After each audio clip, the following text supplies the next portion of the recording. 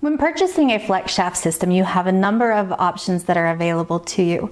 In our previous video, we talked about 3 of the different Foredom flex shafts that are available. Hi, I'm Melissa Muir, and in this video, I would like to introduce you to a number of hand pieces that can go along with those different flex shafts. And hopefully this information will help you pick the right one for you. When selecting a handpiece, your type of flex shaft is going to determine which kind you can use. In the case of my studio, I have what is called a keyed flex shaft. Now there are also 2 others that have a slip joint or a square shaft in here. And like I said, in this case, I have a keyed shaft, and that is what we are going to be demonstrating. Now, to go along with the key tips on our flex shaft, we have a very wide family of hand pieces that you can select from. These 3 hand pieces are all chuck style, and that means that they are going to accept different types of mandrels and different sizes. The first is by far the most popular. This is the number 30 handpiece, and it features a number 0 geared 3-jaw chuck. Now what that means that it's going to do is allow you to open up and close down in a varying degree depending on what it is that you're using. Now this is going to open up to 5/30 seconds, and it closes down to almost nothing at all. So you can hold the smallest of bits or drill bits or burrs in this particular handpiece. This one is also extremely versatile, as there are other tools that go along with it, including the drill press, the angle grinder, the belt sander, and also the handpiece holder. Now this next handpiece is very popular among wood carvers. This is the 44T, and what it comes with are 3 collets that you can then change out to use a number of different shank sizes, including the 3/32, 1/8, and 1/4 inches. To change your collets, there is a hole in the handpiece that you will line up with the hole on the interior. If you need to move it, just adjust here a little bit, and you will be able to insert that pin through. That's going to give you your leverage. You also have a wrench that will allow you to loosen or tighten the collet holder. Once it's loose enough, you can just unscrew this with your hand, pop out your collet, insert the new collet, and replace our cap. Tighten that back up, insert your piece, and then you can continue to tighten to make sure everything is nice and secure.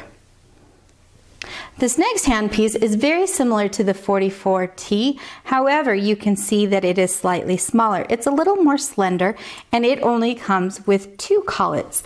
In this case, you have a 3/32 and a 1/8 inch collet. There are other fractional collets available that you can purchase in addition to these.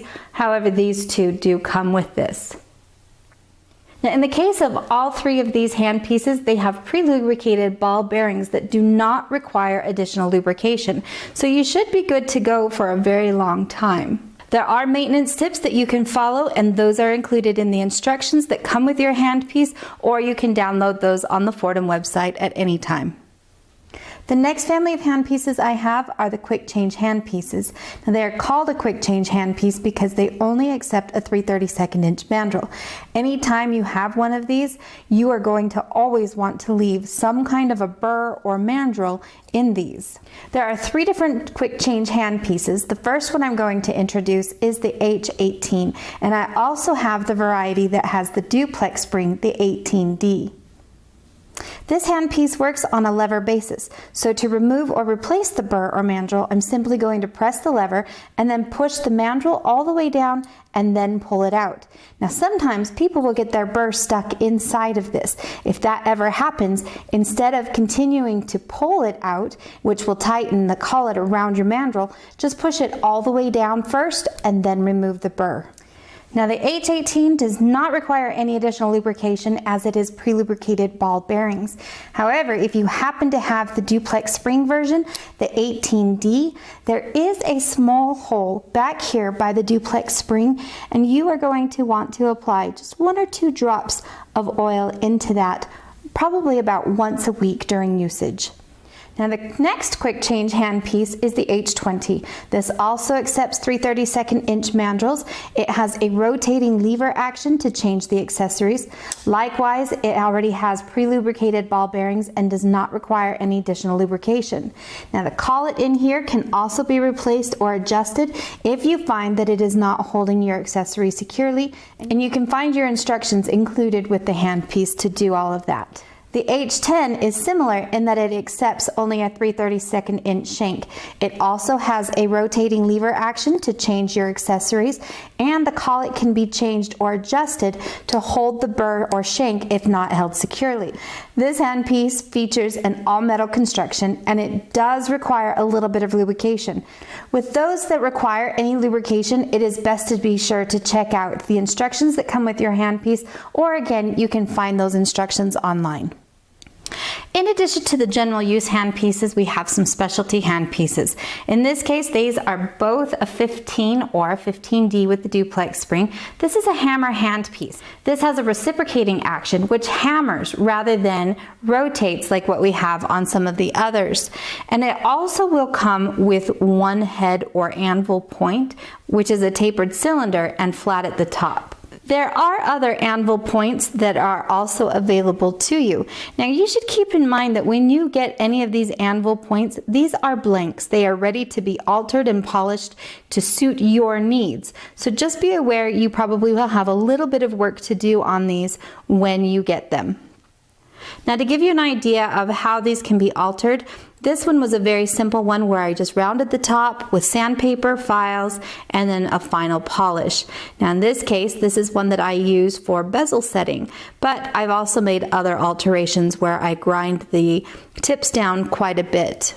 To change out an anvil point, you simply unscrew it and you take the next anvil point and screw it back into place. If you find that you are not getting this tight enough, it comes with a little lever bar that you can then use to tighten. And if you need even more leverage, there's also a little wrench to help give that opposing pressure. One important thing about these hand pieces is this silver knob here in the middle. And this is going to change your stroke impact, and it can be adjusted from light to heavy. If you want to go heavier, you will turn this counterclockwise. If you want your stroke to be a little lighter, then you'll go clockwise. The hammer handpiece should be used at a low speed and never go over 5,000 RPM. This is an ideal handpiece for the LX motor from Foredom, as it has a max speed of 5,000. But even if you have the LX, I would highly suggest that you use a tabletop speed controller to help bring that speed down and give you a consistent hammering motion. Hammer handpieces are great for settings and decorative work. Now you've seen on a couple of my handpieces that there is a spring. Now not all of these handpieces come with a duplex spring, nor do they need them. However, if you find that you would like to use one, there are some specialty attachments that you can use. One of my favorite adapters is the duplex spring adapter. This allows you to take any handpiece, any normal handpiece, and convert it into one that has a duplex spring. To insert this, you're going to take the keyed tip and simply line it up with the notch inside your handpiece and push. Now that also comes with a slip joint, and that is going to be a lot more popular in Europe, and in the US we're going to have that keyed tip. Now things to keep in mind when you have a duplex spring, whether it comes on your handpiece or you use the adapter, couple things that you need to know. Duplex springs do not come with any warranties, and they are prone to breaking, and that is because a lot of times people will bend them too far. Your duplex spring should never bend more than 30 degrees. One thing to really note is that if you happen to have a quick change handpiece and a duplex spring, if you push down on this lever, it is meant to stop the spinning action inside of your handpiece itself. But if your motor is still going, it's going to twist and break that duplex spring, and your handpiece will then be lost. When it comes to inserting a handpiece on your flex shaft, you have a couple of options. Inside, there is a notch that is cut out on the inside of your handpiece that is going to allow this little key right here to fit inside. So you can line those two up, push and snap them together. Now to remove a handpiece, I'm going to hold on to this little bit right here at the end of the handpiece, and I'll hold on to the handpiece and pull. Now another thing that I like to do that is very, very quick is simply push on my pedal just to get my tip spinning ever so slightly, and then I'll insert that until I can tell that it's latched, and then I can push. Now one last thing, how do you store your handpieces? When you are using these with your flex shaft, and one of the most common ways right now is to just hang your flex shaft so that the shaft is hanging down as well as your handpiece. Now if you do this, just know that there is a very real possibility of the grease coming down from your flex shaft and into the bearings of your handpiece, which can cause damage. Now people have done it for years. Now the more proper way would be to hang your flex shaft handpiece like this, and that most motors have a flex shaft hanger where you can do that. You just want to be careful not to get too tight of a curve right here on your flex shaft. Now in my studio, I like to keep them on little pegs, and that is going to keep them within arm's reach for me. It makes it easy for me to swap out the handpieces depending on the job that I am doing. Now another thing that you want to be aware of is that if you take your flex shaft and you just let it drop, take care not to let this hit other surfaces, as this can easily become damaged and makes it difficult to get into your handpiece. Now that we've gone through some of the different handpieces, I hope that helps answer some of your questions and maybe even helps you pick a handpiece that might be right for you. As always, if you have questions, just drop us a line and we'll be happy to get back to you.